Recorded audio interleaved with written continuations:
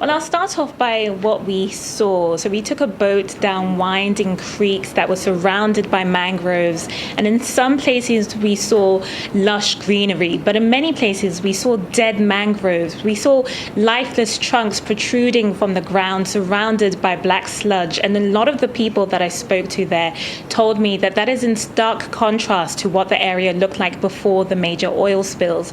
Now, this is a community full of fishermen, full of harvesters, and they said that now things have changed. One fisherman I spoke to, who you heard from in that report, Balafama, said before he was able to find all sorts of fish, tilapia, sardines, oysters, and now almost nothing, to the point that he had to shut down his restaurant business, and says that him, like many others there, are now poor and living hand to mouth. So what happens now? Well, some members of the Bilay community are taking Shell to court in the UK. The trial is expected to start next year.